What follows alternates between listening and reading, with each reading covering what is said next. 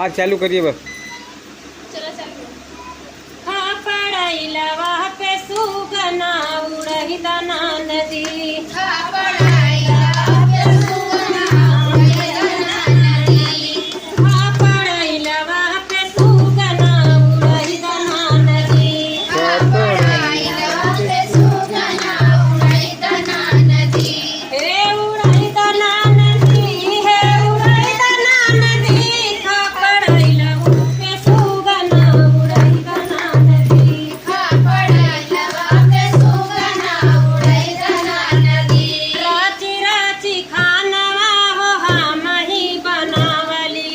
राची राची खानवा हो हम ही बनावली। राची राची खानवा हो हम ही बनावली। राची राची खानवा हो हम ही बनावली। तनिखियाई दाना नदी, तनिखियाई दाना नदी। हमसे रूठल बाबल मुआ तनि मनाई दाना नदी। हमसे रूठल बाबल मुआ तनि मनाई दाना नदी। हमसे रूठल बाबल मुआ तनि मनाई दाना नदी। हमसे रूठल बाबल मुआ तनि मनाई दाना नदी। हे मनाई दाना नदी, हे मनाई दाना नदी। रूठल बाबल मुआ तनि मनाई दाना नदी। हमसे रूठल बाबल मुआ तनि मनाई दाना नदी। हाँ पढ़ाईला वहाँ पे सुगना उड़ही दाना नदी। हाँ पढ़ाईला वहाँ पे सुगना उड़ही दाना नदी। हाँ पढ़ाईला वहाँ पे सुगना उड़ही दाना नदी। हाँ पढ़ाईला वहाँ पे सुगना उड़ही दाना नदी।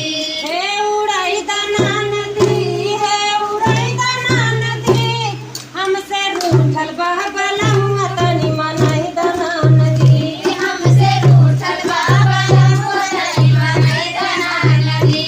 हे मनाई दाना नदी, हे मनाई दाना नदी। हमसे रूठल बाबल मुआ तनि मनाई दाना नदी। हमसे रूठल बाबल मुआ तनि मनाई दाना नदी।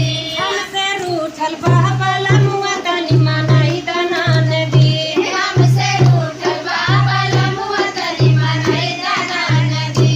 राची राची से जिया हो हम ही लगावली।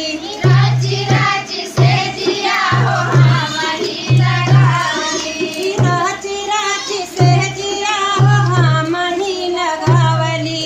राची राची से जिया हो हम ही लगावली। हे तनि सवाई दाना नदी, हे सवाई दाना नदी। हमसे रूठल बाबल मुआ तनि सवाई दाना नदी। हमसे रूठल बाबल मुआ तनि सवाई दाना नदी। हमसे रूठल बाबल मुआ तनि मनाई दाना नदी। हमसे रूठल बाबल मुआ तनि सवाई दाना नदी। हे सवाई दाना नदी, हे सवाई दाना नदी। हमसे रूठल बाबल मुआ तनि सवाई दाना नदी। हमसे रूठल बाबल मुआ तनि सवाई दाना नदी। हमसे रूठल बाबल मुआ तनि सवाई दाना नदी। हमसे रूठल बाबल मुआ तनि सवाई दाना नदी। खा पढ़ाईला वहाँ पे सुगना उड़ही दाना नदी। खा पढ़ाईला वहाँ पे सुगना उड़ही दाना नदी। दोस्तों गाना कैसा लगा कमेंट के जरूर बताइए।